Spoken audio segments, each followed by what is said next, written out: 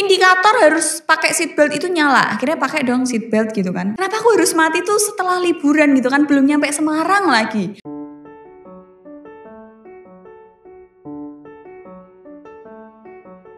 Hai semuanya, gimana kabar kalian? Semoga sehat terus ya. Jangan lupa makan sayur dan buah. Ingat, makanlah sehari 3 kali gitu ya. Kalau kalian udah merasa mau sakit gitu ya, makan yang banyak gitu biar nggak jadi sakit. Udah tau punya mah, jangan makan yang pedes-pedes, jangan makan yang kecut-kecut, jangan minum kopi dan sebagainya. Apalagi makanan-makanan yang mengandung gas tinggi ya, itu bahaya. Karena kalau besesek, wah ngeri. Hari ini kita akan membahas pengalaman tentang naik pesawat terbang, naik motor mabur ya kan. Biasanya kalau mamahku, tetanggaku tuh motor mabur kayak gitu-gitu, heboh gitu kan. Nah, untuk pertama kali yang aku akan cerita gitu, mungkin ada beberapa dari kalian yang punya pengalaman buruk atau baik atau lucu atau tak terlupakan tentang pesawat gitu kan. Kalian boleh sharing gitu ya di kolom komentar, cerita-cerita apa tentang naik pesawat gitu. Kalau aku nih, dulu itu kalau aku keluar kota ke Jakarta kemana-mana itu jarang naik pesawat. Karena apa? Karena mahal. Pertama kali aku naik pesawat itu aku ke Palembang. Dulu itu aku ke Palembang itu kelas SMP dan itu 4 jam. Itu aku untungnya sama mamahku karena aku nggak paham. Dulu waktu diajakin ayo naik pesawat aja, aku mikirnya naik pesawat tuh ya udah kayak naik bis gitu loh, kita ke terminal terus langsung naik gitu kan. Tapi ternyata enggak guys. Jadi waktu itu pesawatnya di Ayani itu masih yang bandara yang lama gitu kan. Masuk itu harus tiket, ngurus tiket, ngeprint, harus check in dan lain-lain, bagasi dan sebagainya gitu kan. Ribet, dulu aku mungkin nggak paham gitu ya. Dan begitu naik pesawat gitu kan, duduk terus masang seatbelt, udah diem doang kayak suwung gitu bajingan 4 jam. Terus habis itu kamu gak bisa mainan handphone karena harus dimatiin. Terus aku denger juga nanti kalau kamu nyalain handphone di pesawat nanti pesawatnya jatuh ya kan. Terus aku gak berani itu nyalain handphone gitu kan untuk sekedar main game doang. Padahal di smartphone sekarang atau handphone sekarang itu kan udah ada airplane mode gitu kan, udah ada mode pesawat yang bisa, maksudnya kita di pesawat tuh masih bisa ngapa-ngapain, ngedesain kayak apa, kayak main game dan lain-lain.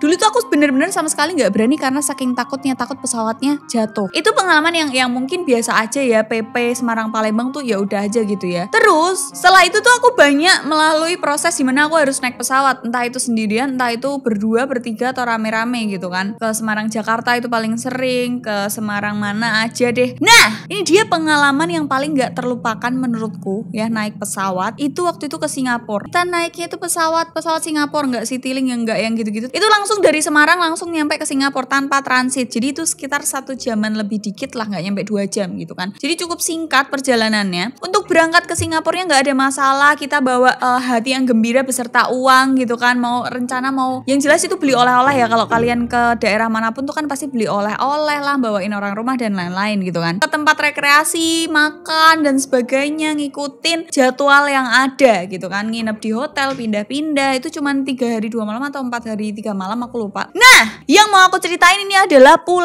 proses pulangnya. Itu aku lupa hari apa, tapi itu di bulan Januari atau Februari mungkin. Kalau kalian udah kenal aku dari lama, itu pas rambutku panjang dan berwarna pirang ya. Ketika itu aku pergi ke Singapura. Proses pulangnya, hal yang udah nggak mengenakan adalah, ngerti toh, kalau kalian punya Tupperware botol minum dan itu ketinggalan, yang mbok pusingkan itu bukan harga Tupperware-nya, tapi omelannya semehmu. Kamu tahu nggak, dia itu wah wes, aku udah itu dulu karena ketinggalan di kamar mandi kan. Udah nih, kita lagi di ruang tunggu karena semua tiket apa segala macam itu udah diurusin sama orang-orangnya gitu, termasuk surat-surat kita harus ngisi dan lain-lain udah diurusin semua. Lagi duduk di ruang tunggu gitu kan. Terus aku lihat kayak ruang tunggunya tuh kan kaca gitu kan, terus bisa langsung lihat pesawat. Kok ini abu-abu gelap, kayak ini hujan, tak pegang, dingin banget. Terus aku mikir, oh ini AC dalamnya. Terus aku lihat keluar, kok hujan. Terus aku tanya dong, tante ini hujan ya? Iya, di sini lagi badai. Itu hal yang nggak mengenakan karena aku mikir, badai di atas pesawat, di langit, nanti kalau ada petir, ada ini, nanti kalau saya pesawatnya kesambar petir terus patah atau nanti pesawatnya kebelah jadi 2, pikiranku tuh udah kayak gitu, ngerti nggak? Aku ngechat mamaku, Ma di Semarang hujan nggak? Ma di Semarang badai nggak? Enggak Del, di sini panas-panas aja gitu kan. Waduh, mati ki aku meh mati saiki gitu kan. Dalam hatiku tuh udah begitu gitu loh. Sampai akhirnya aku ngeliat terus ke kaca dan takut sendiri. Terus aku memindset otakku kalau itu wallpaper. Jadi kaca-kaca itu adalah wallpaper yang sengaja dipasang biar kita nggak lihat dunia luar gitu kan. Sampai akhirnya kita masuk ke pesawat gitu. Biasa naik ke pesawat, masukin tas dan sebagainya, duduk dengan nyaman, pakai seat belt. Udah nih mulai pesawatnya terbang, udah mulai terbang dan dapat makan kan. Udah nih habis makan, udah dibuang tempatnya. Sampai di titik dimana satu seisi pesawat itu sunyi, mungkin pada tidur ya kecapean. Tiba-tiba indikator harus pakai seat belt itu nyala. Akhirnya pakai dong seat belt gitu kan. Aku nggak tahu kenapa itu mungkin pengaruh cuaca ya. Pesawatnya itu diharuskan untuk mungkin nggak melewati kayak biasanya kamu harus lewat Pahlawan, ini mungkin kamu muter lewat Kiai Saleh gitu loh. Ngerti nggak sih? Jadi pesawatnya tuh kayak naik dulu. Setelah naik tuh terus kayak kita tuh dilepas landaskan, dicolke gitu loh. Ngerti nggak sih? Keri-keri neng wetengmu gitu kan kalau kamu digombalin. Nah rasanya tuh mirip kayak gitu. Kayak keri-keri nggak enak gitu, kayak jatuh dari ketinggian gitu kan. Dan aku ngelihat semua pramugari, cewek dan cowoknya tuh langsung lari ke tempat duduk mereka yang ada di tengah-tengah gitu. BTW aku duduknya itu di deket jalan gitu kan. Aku ngengok gini kan, nengok ke belakang, kok mereka tuh berusaha duduk tenang, megang ini terus kayak berusaha untuk senyum padahal udah muka panik, ngerti gak sih? Dan itu rasanya tuh kayak kamu naik terus dijatuhin, naik lagi jatuhin, itu sekitar kayak 3-4 kali dan itu getar terus pesawatnya. Aku lihat kanan kiri cuma ada warna abu-abu ya. Di situ otakku berpikir seperti ini, ya Tuhan, kenapa kok aku harus mati setelah aku liburan, ngerti gak sih? Kenapa gak biarkan aku pamer dulu sama mama papaku dan keluargaku di rumah kalau aku liburan? Kayak sia-sia gitu loh aku liburan menyenangkan diri terus aku nggak bisa pamer gitu loh. Kenapa aku harus mati tuh setelah liburan gitu kan, belum nyampe Semarang lagi. Pertama di otakku tuh mikir kayak gitu.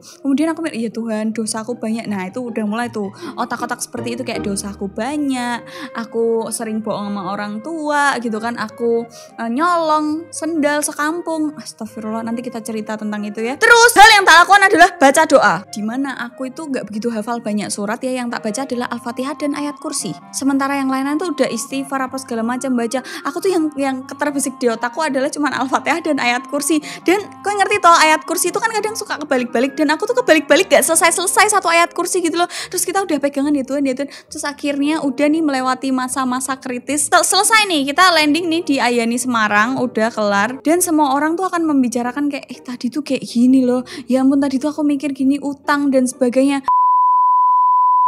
Mungkin beberapa dari kalian akan mikir kayak, Mbak, ceritamu biasa aja gitu kan. Tapi ini menurutku ini adalah pengalaman yang sangat luar biasa dan gak terlupakan. Karena naik pesawat, kalian bayangin gue naik numpak pesawat mogok atau kehabisan bensin, kamu berhentinya di mana gitu loh.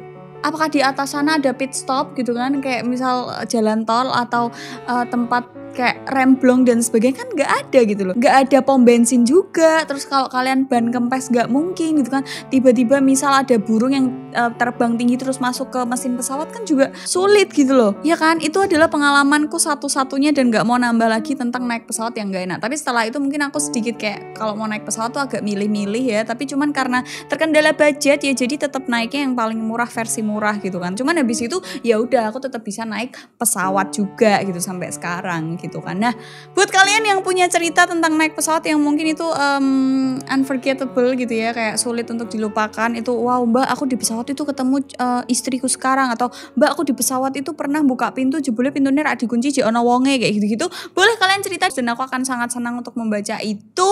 Jadi gitu aja konten kali ini. Don't forget to like, comment, and share video ini ke teman-teman kalian. See you on the next video. Bye. It's just right, I can't explain.